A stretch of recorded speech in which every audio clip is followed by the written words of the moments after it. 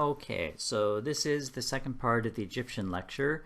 So in the first part we looked at a little bit of what was going on in the Neolithic in terms of the pre-dynastic. We started looking at the pit graves. We went through what a mastaba looks like and then talked a little bit about what a pyramid can actually tell us. So if you remember, a pyramid can tell us about the government, can tell us about the economy, can tell us about religion, and of course the one thing I forgot, it can also tell us about art.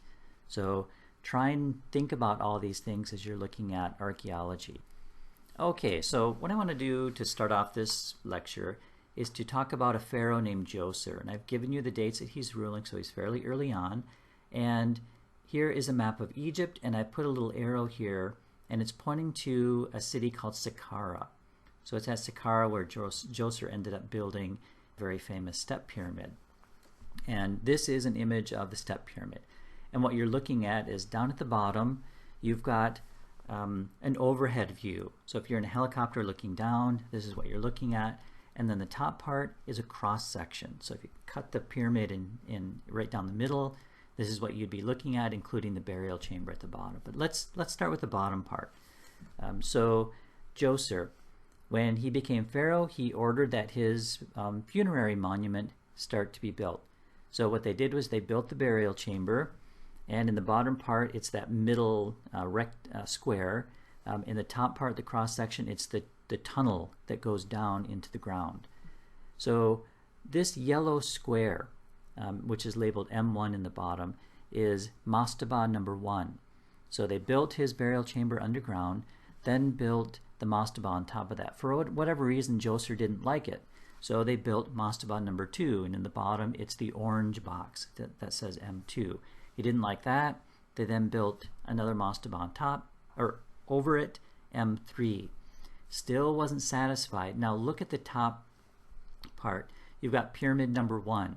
So they start to build this brand new building, so they hadn't been done in Egypt before.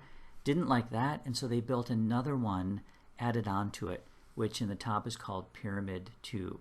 So what you've got here are multiple stages of building within the same time frame of a pharaoh. You've got underground chambers, so the plan was to bury the body under the ground and then build a giant building on top of it. And this is what the step pyramid looks like today. So it's not a nice clean pyramid, you know, with the smooth sides that you would normally imagine. And if you look down at the bottom of this particular picture, I've given some innovations, and these are really important to remember. This is the first time in Egyptian history where you find these buildings built out of stone instead of mud brick. So the mastaba is a mud brick. These early pit graves, if they did line them with brick, they're mud brick. But this time with Djoser, they're building with stone. And of course, that's more technology. You also need more trade because you have to find the stone, you have to cut it, you have to bring it to the actual site.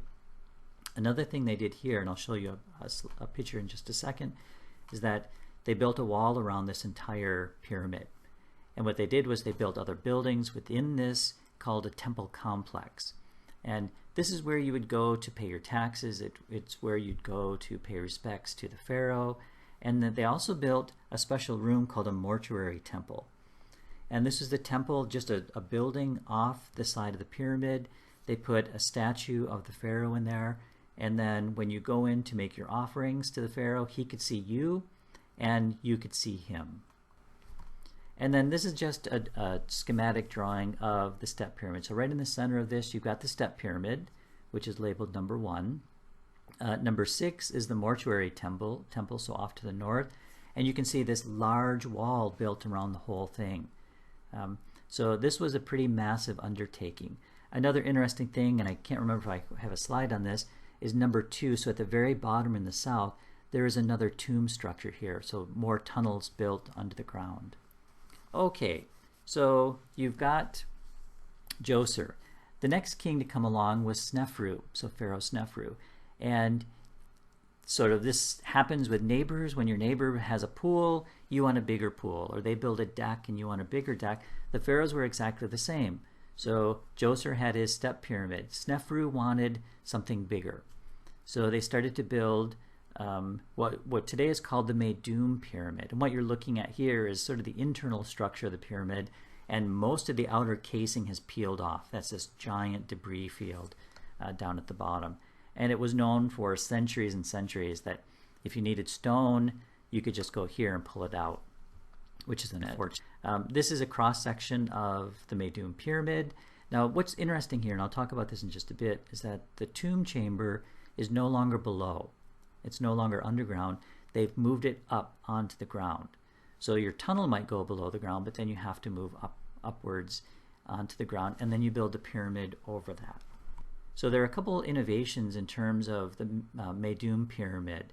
So remember the innovations of the step pyramid of Snefru. So Meidum Pyramid, they're building these pyramids with larger stones. So they're getting better at stone cutting, better at moving these stones. I just mentioned the burial chambers above ground.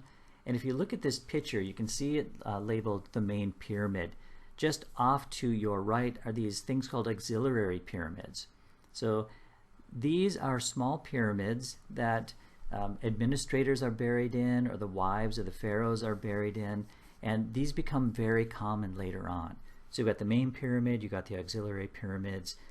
If you look down to the bottom right of this photo, you see a building or a structure called the Valley Temple. So this was built so that goods and things that need to go into the pyramid to support this big worship of the pharaoh, you dump material off in the Valley Temple, it can be stored there. They built a causeway, which is really just a sidewalk that led to the mortuary temple, so you could store things in the Valley Temple and then bring them up into the mortuary temple and then bring them into the actual temple complex. You also get a change of orientation in terms of the front of the pyramid, or the entranceway, in terms of being east and west. Now, Snefru, for whatever reason, didn't like the Meidum Pyramid, so he ordered that another pyramid be built, and this was the bent pyramid.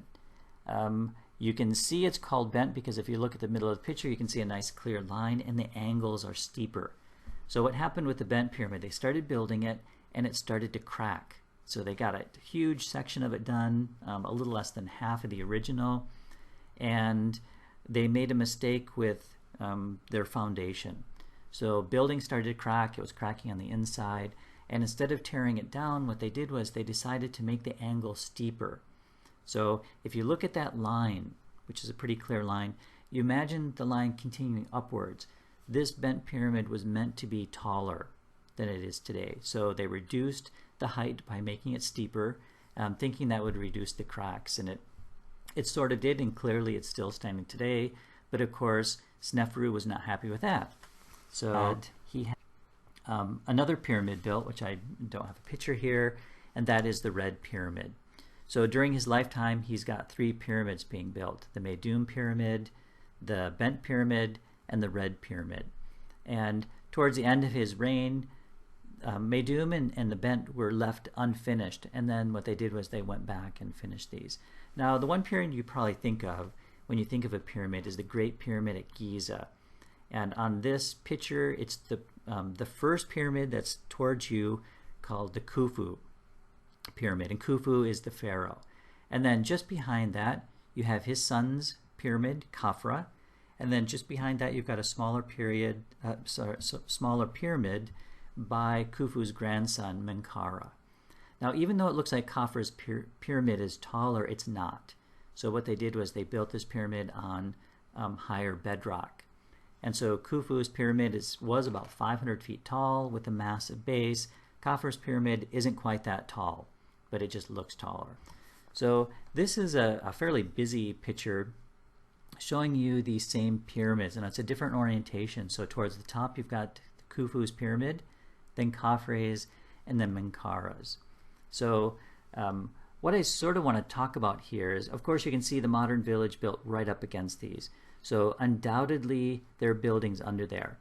So if you look at the pyramid of Khufu, you can see the funerary temple off to the right side of the pyramid. You've got the causeway. There was almost certainly a valley temple, but it's gone because people have built over that. You've got the auxiliary pyramids out front. One thing I do want to mention here, and I've got a slide here in just a bit, it's called these boat pits. So 4 boat pits were discovered around the pyramid of Khufu, and they were also found around the pyramid of Khafre. So what they think is going on here is that when the pharaoh wakes up in the afterlife, then he needs to get to the afterlife. So he jumps in these boats.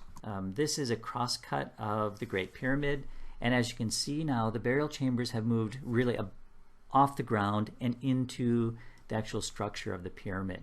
So this top section is called the King's Chamber, and those dark lines that you're looking at are actually support structures. And then you've got sort of a regular, it looks like a roof, a triangle type roof that was built to take the pressure off. So you've got all the stone on top. They didn't want the pyramid to collapse into the King's Chamber. Below that, you've got something called a Queen's Chamber. We don't know if that's actually what it was, but that's the name that was attached to it. And then this is a picture of one of the boats, so that came out of the boat pit. Now those boats in the boat pits were totally taken apart, and they were taken apart, put in the pit, and then modern historians had to come in and then put these things together. But you can see it's a fairly large boat, and again, you know, it was probably used for the pharaoh to go off into the afterlife. A couple more things I want to talk about, and then we'll stop. So in the pyramids themselves, you find actual texts, and these are easy enough to remember. They're called the pyramid texts. And what the idea is, what you're looking at here is a shot of the burial chamber within the pyramid of Unas. And I've given you the dates that he ruled here. And just below, and you can't see it, is where his coffin would be. And on the wall right in front of that, it's solid writing. So these are the pyramid texts. And these start showing up around Dynasty 5, so in the middle of the Old Kingdom. And no big surprise, the main god that are talked about in these pyramid texts is Osiris, who was associated with resurrection.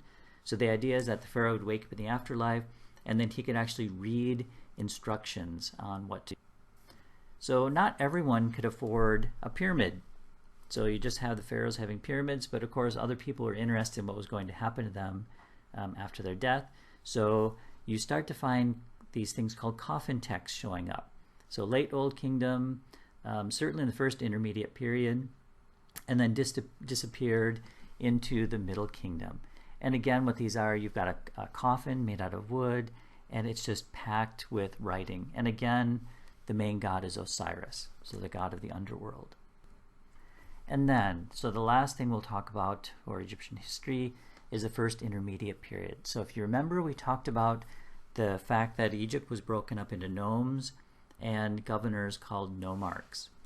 So towards the end of the Old Kingdom, you get a series of very weak pharaohs, and they can't control what's going on in the north and in the south. And so you've got nomarchs who now have power structures in the north and the south, and they decide they should be pharaohs, so they break away. And the first intermediate period is in general thought of as civil war.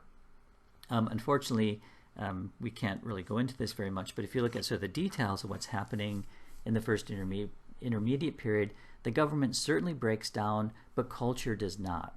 So this seems to be a thriving period in Egyptian history, and what they think is happening is without the central government sort of controlling everything, people had freedom to do other things. But certainly this is a period of civil war in terms of the government.